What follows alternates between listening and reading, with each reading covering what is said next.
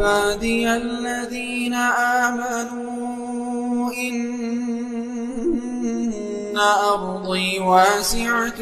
Bagaimana ketika kita masbuk? Jangan kita ya, Anda aja. Saya tidak berminat untuk masbuk. Ya, Mas Adi, Mas Joni, Mas Cepi boleh, tapi masbuk kalau bisa dihindari ya. Kalau memang tidak terkait dengan itu. Bagaimana saat ada yang masbuk, saya ganti ya. Terus ketinggalan 2 rakaat. Masya Allah, masbuknya 2 rakaat. Kalau sholat subuh 2 rakaat hilang dong. Ini maksudnya yang 4 mungkin. Apakah di rakaat ketiga bacaannya kita harus baca doa iftitah lagi? Baik, bagaimana kalau seseorang masbuk, ini maksudnya sholat zuhur atau sholat maghrib, karena ada pertanyaannya langsung ke rakaat ketiganya bagaimana. Jadi saya contohkan langsung 4 rakaat sholat zuhur, datangnya mau rakaat yang ketiga, dia masuk ke situ, jadi dia kehilangan 2 rakaat, terlambat, bukan kehilangan, terlambat, lalu masuk kemudian dia bertakbir. Pada rakaat yang ketiga apakah langsung kemudian dia baca iftitah lagi atau kemudian bisa langsung ke Al-Fatihah? Nah, di sini ketika Anda mulai bertakbir dibuka Allahu Akbar, maka lihat, Anda bisa prediksikan. Kalau rakaat ketiga kan imam itu langsung baca Al-Fatihah kan, tidak ada sholat lagi kan, maka jedanya itu lebih lebih pendek. Kalau dia baca dari rakaat pertama, dia ada iftitah, dia ada Fatihah, ada surat, maka jedanya lebih panjang. Jadi sebelum imam baca Al-Fatihah, Anda sudah bisa iftitah kalau masuknya rakaat pertama. Tapi ketika Anda masuk di rakaat yang ketiga, nah maka ada 2 cara di sini. Kalau melihat intervalnya pendek sekali, Anda bisa langsung ke Al-Fatihah. Karena hukum membaca Al-Fatihah itu hukumnya masuk rukun, kewajiban. Sedangkan di iftitah hukumnya sunnah. Artinya kalaupun tak mampu mengejarnya, itu tidak membatalkan sholat. Jadi bisa langsung ke Al-Fatihah. Ya, bahkan di madzhab Maliki itu begitu mulai takbir, itu saking pendeknya doa iftitah itu langsung masuk ke Al-Fatihah. Itu yang bisa dilakukan. Tapi kalau misalnya Anda membaca dari iftitah pun tidak ada masalah. Jadi ketika Anda bertakbir, Allahu Akbar, ya Anda baca yang paling pendek. Kan ada 12 tuh doa iftitah. Jangan baca yang panjang-panjang. Kalau Anda baca panjang-panjang, imam selesai langsung ruku, Anda nggak dapat Fatihah. Ya kan? Maka Anda bacakan iftitah yang paling pendek. Misalnya, Allahu Akbar, ya Allahu Akbar kabira, alhamdulillah katsira, subhanallahi bukratan wa asila. Sampai sini.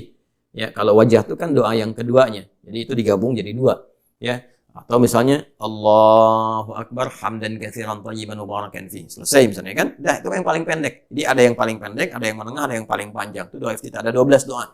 Silakan lihat di fikih salat yang pernah kami share, kan? Lalu setelah itu baca Al-Fatihah. Masuk Al-Fatihah. Jadi dengan cepat Anda baca iftitah, masuk Al-Fatihah. Nah, Al-Fatihah itu minimalnya 3 ayat, ya, sampai dengan dari kalau bacanya Bismillahirrahmanirrahim, Alhamdulillah Rabbil Alamin sampai Ar-Rahmanir-Rahim. Begitu Ar-Rahmanir-Rahim, imamnya ruku, Anda sudah mendapatkan bagian dari Al-Fatihah itu. Ya, batasnya di 3 ayat. Dari mana Ustaz di 3 ayat itu? Karena batas paling pendek di surah Al-Quran itu 3 ayat. Di surah Al-Kautsar. Inna a'tayna kal kautsar fasalli rabbika wanhar inna syani'aka huwal abtar. Maka para ulama menyimpulkan kalau sudah makmum di belakang dapat di 3 ayat dari Al-Fatihah itu, dia sudah masuk mendapatkan bagian dari Al-Fatihahnya. Kemudian ikut ruku.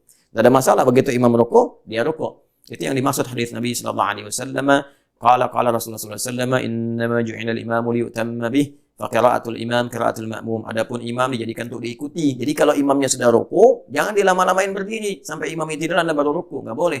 Jadi kan enggak tepat kondisinya sehingga Anda kehilangan momentum itu. Jadi ketika imamnya ruku, Anda ikut ruku. Jangan dipaksakan diteruskan.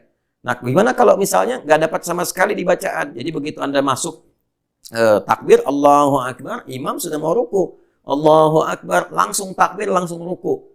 Maka berlaku hukum di situ bacaannya imam mewakili bacaan makmum. Jadi kalaupun Anda nggak sempat, karena nggak sempat baca, sudah terwakili bacaan makmum, imam, ditoleransi di situ. Itu hadisnya sahih. Jadi kalau Anda sudah mendapatkan imam takbir, kemudian imamnya ruku, langsung ruku dan sudah mendapatkan 1 rakaat. Ya, sudah mendapat apa? 1 rakaat. Karena ruku itu disebut ruku batas rakaat. Jadi begitu Anda ruku, salah satu maknanya itu seakar dengan rakaat. Ini sepakat imam fikih, nggak ada perbedaan di sini. Ingat, nggak ada perbedaan. Anda ngaji di kitab apapun sama semua.